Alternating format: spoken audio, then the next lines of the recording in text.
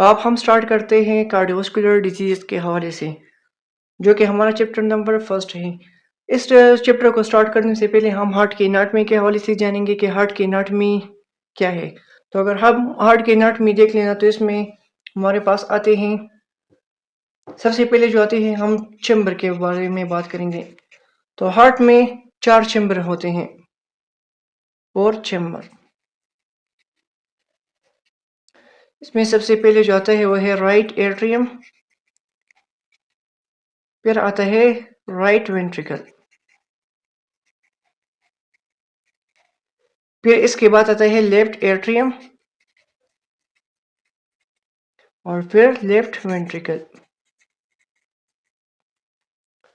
तो एट्रियम के बारे में मैं बात करूँ ना तो ये होते हैं एट्रियम। एट्रियम जो है ये सुपीरियरली प्रेजेंट होते हैं और ये थिक वॉल होते हैं, थिक वॉल। और वेंट्रिकल के हवाले से मैं बात करूँ ना तो वेंट्रिकल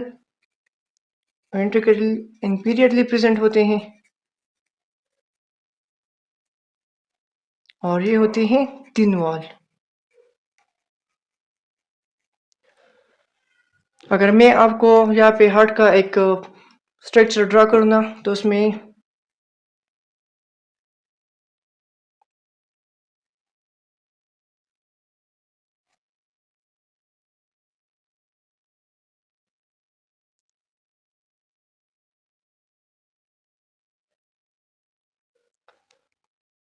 तो ये है राइट एट्रियम और ये है राइट वेंट्रिकल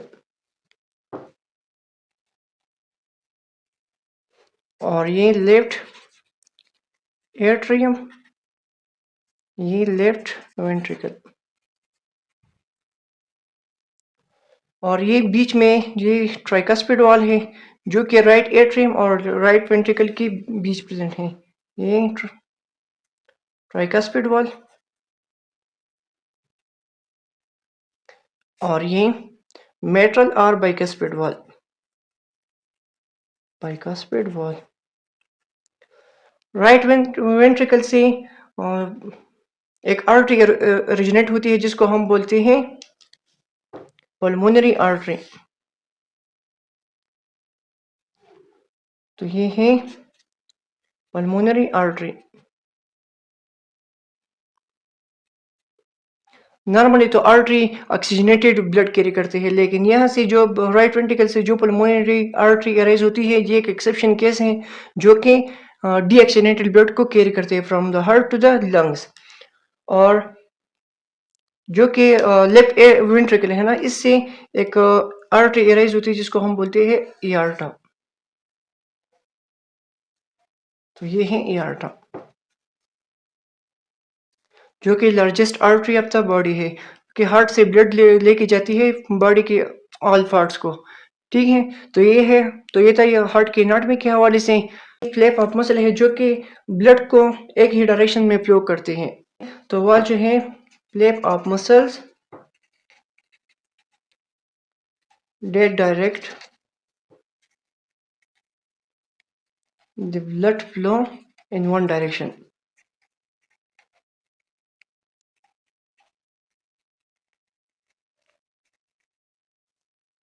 तो वॉल का फंक्शन क्या है कि ये यूनि डायरेक्शन में ब्लड को फ्लो करता है और इसकी बैक फ्लो को प्रिवेंट करता है, prevent it's back flow.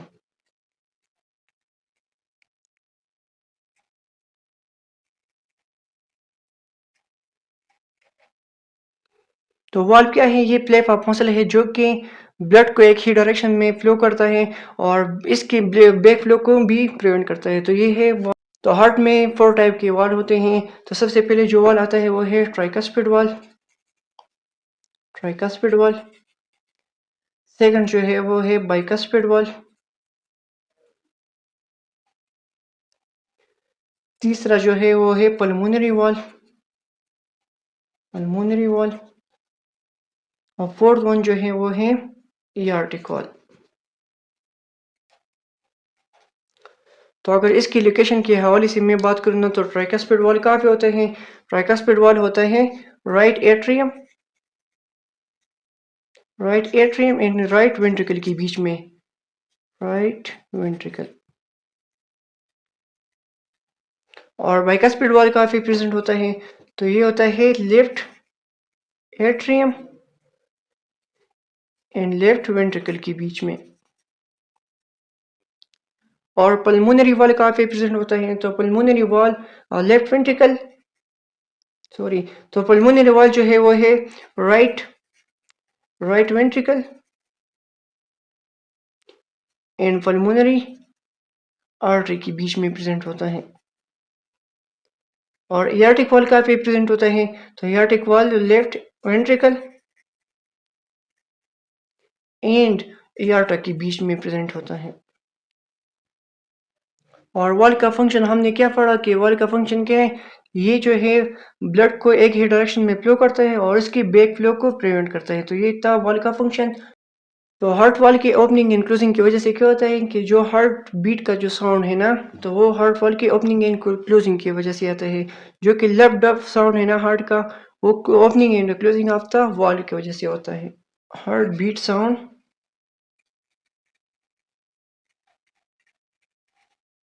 is because of opening and closing of heart wall। तो अब हार्ट में टू टाइप के वॉल होते हैं, जिसको हम कंबाइनली, एक को हम सिमिल्यूनर वॉल बोलते हैं और दूसरे को एट्रोवेंट्रिकुलर वॉल बोलते हैं। तो सिमिल्यूनर वॉल कौन से होते हैं? सिमिल्यूनर वॉल। तो सिमिल्यूनर वॉल जो कि aortic wall and pulmonary wall है, उसको हम कंबाइनली बोलते हैं सिमिल्यूनर wall. Aortic and pulmonary wall को हम कंबाइनली कहते हैं सिमिल्यूनर वॉल। और दूसरा जो है उसको हम बोलते हैं एट्रियोवेंट्रिकुलर वॉल, जो कि एट्रियम और वेंट्रिकल के बीच में प्रेजेंट होते हैं, उसको हम बोलते हैं एट्रियोवेंट्रिकुलर वॉल। तो इसमें एक आता है ट्राइकस्पिड वॉल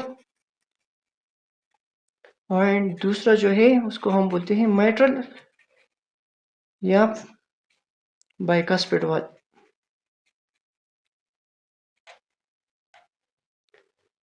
ठीक है, यहाँ तक आप लोगों को समझ आ गई होगी।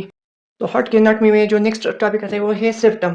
तो सेप्टम क्या है? ये वॉल ऑफ द टिश्यू है जो कि हार्ट के राइट साइड को लेफ्ट साइड से डिफरेंशिएट करता है, क्योंकि जो ब्लड है ना उसमें भी oxygenated and deoxygenated blood mix ना हो, तो ये ऑक्सीनेटेड ब्लड को हार्ट के लेफ्ट साइड पे रखता है और डीऑक्सीनेटेड ब्लड को हार्ट के राइट साइड पे रखता है।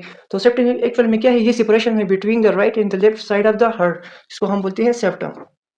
तो सेप्टम क्या है? ये वॉल ऑफ टिश्यू है, wall of tissue that separate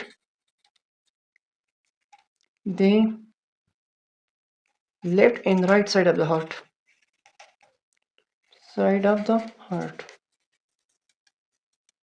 तो हार्ट में टू टाइप के सिम्टम होते हैं, एक आता है इंटरवेंट्रिकुलर सिम्टम, दूसरा जो है वो होता है इंटर एट्रियल सिम्टम। तो इंटर वेंट्रिकुलर सिम्टम क्या करते हैं कि जो वेंट्रिकल है ना राइट साइड पे और लेफ्ट साइड के हार्ट पे, तो एक दूसरे से उसको सेपरेट करते हैं। और जो इंटर एट्रियल सिम्टम है वो हार्ट के में जो एट्रियम है लेफ्ट साइड पे और राइट साइड पे, उन दोनों को सेपरेट करते हैं। तो सिम्टम हमारे पास कितने होते हैं? तो हार्ट में टू टाइप के सिम्टम होते हैं, एक को हम कहते हैं इंटर वेंट्रिकुलर सिप्टम, जो कि क्या करते हैं? लेफ्ट एंड राइट वेंट्रिकल को सेपरेट करता है, सेपरेट फ्रॉम ईच अदर।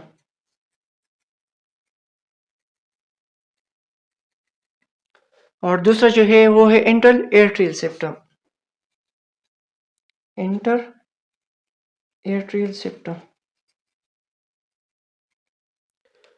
जो कि लेफ्ट एंड राइट एट्रियम को सेपरेट करता है from each other, right ventricle. Function देखते तो अभी भी आप लोग को मैंने बताया कि सेप्टम का फंक्शन क्या है, कि ये right side of the heart को left side of the heart से क्या करते हैं? डिफरेंस सेपरेट करता है, क्योंकि oxygenated and deoxygenated blood heart के अपने अपने साइड पे रहे। तो क्या करते हैं, अगर मैं फंक्शन की बात करूँ ना, फंक्शन क्या है कि ये सेपरेट करता है, separate oxygenated and deoxygenated blood from oxygenated and deoxygenated blood from each other। दूसरा क्या करता है कि ये मिक्सिंग ऑफ द ब्लड को भी प्रिवेंट करता है from the left side and the right side, prevent mixing of the blood, mixing of blood. जिस तरह मैंने कहा ना कि ये ऑक्सीजनेटेड एंड डीऑक्सीजनेटेड ब्लड को क्या करता है, सेपरेट करता है, तो इसकी वजह से ब्लड जो है वो मिक्स नहीं होता। और लास्ट फंक्शन इसका क्या है, लास्ट फंक्शन जो है ये क्या करता है कि efficient pumping of the blood through out the body. इसकी वजह से जो बॉडी में ब्लड फॉर्म होते हैं ना, तो इसकी जो पंपिंग है वो भी एफिशिएंट होती है। सही है, allow for efficient pumping of blood।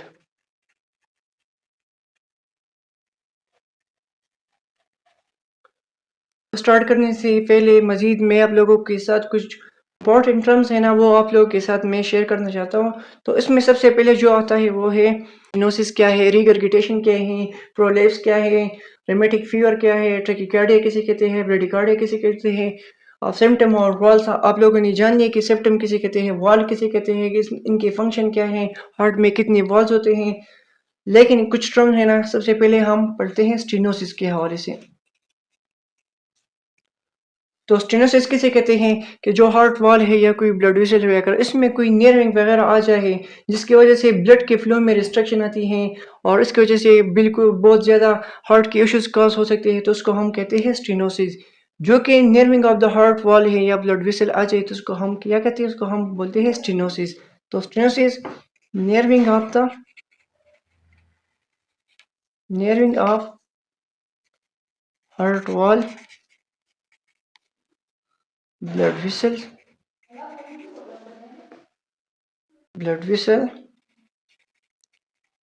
which restrict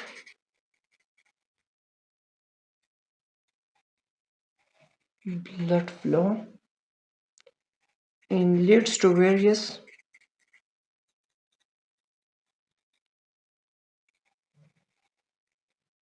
health issues।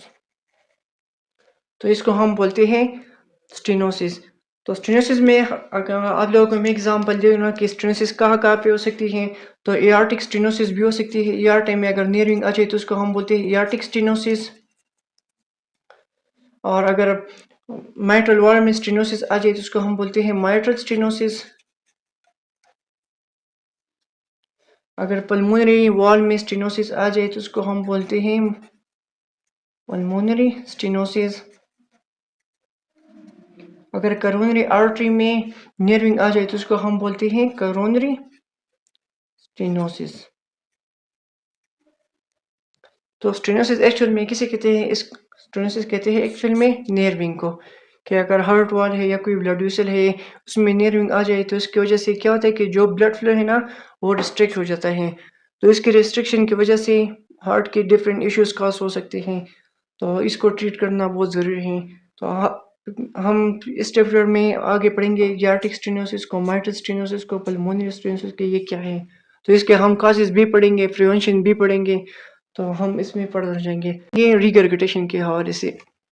तो रिगर्गिटेशन हम back flow of the blood को हम रिगर्गिटेशन बोलते हैं कि अगर कोई विसल है या कोई वॉल है ना, अगर उसमें नर्विंग आ जाए तो उसकी वजह से क्या होता है, रिगर्गिटेशन काज होता है। उसमें फिर ब्लड जो है वो रिस्ट्रिक्ट होगा और वो ब्लड वहाँ पे एक्युमुलेट होगा और उसकी वजह से रिगर्गिटेशन काज होगा। तो रिगर्गिटेशन हम कहते हैं back flow of the blood को, back flow of the blood.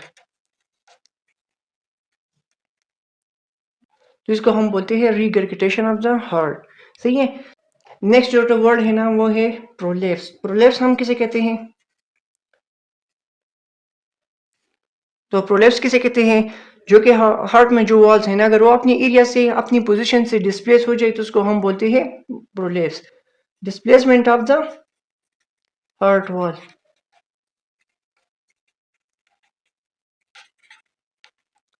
तो अगर हार्ट की वॉल में वो अपनी पोजीशन से क्या वो डिस्प्लेस हो जाए तो उसको हम बोलते हैं प्रोलेप्स।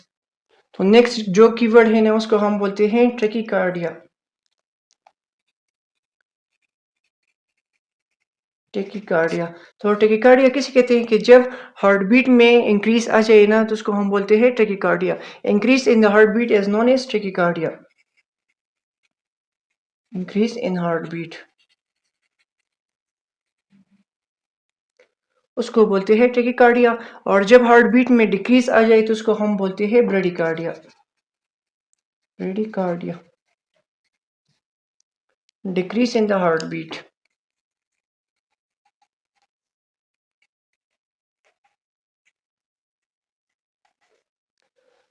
अब हम नेक्स्ट पढ़ते हैं रेमेटिक फीवर के हवाले से कि व्हाट इज रेमेटिक फीवर।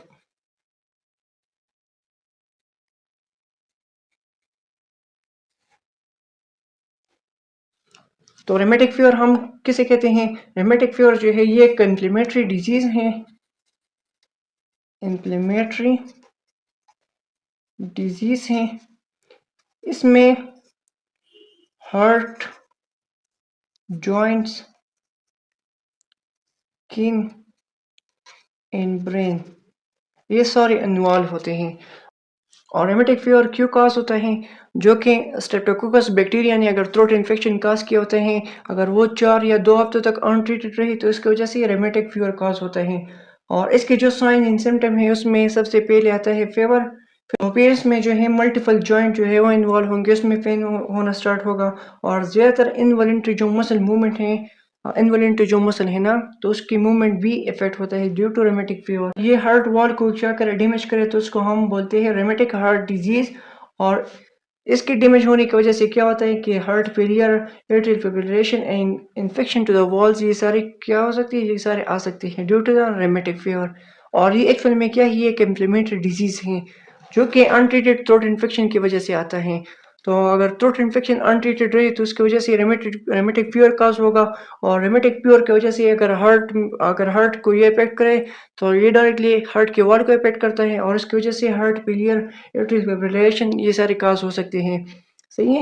और इंशाल्लाह अपने चैप्टर को स्टार्ट करेंगे। सबसे पहले जो हमारा टॉपिक है वो है investigation of the cardiovascular system. तो इससे हम स्टार्ट लेंगे। तो तब तक के लिए अल्लाह हाफिज़। अपना बहुत सारा ख्याल रखिएगा और दुआ में याद रखिएगा।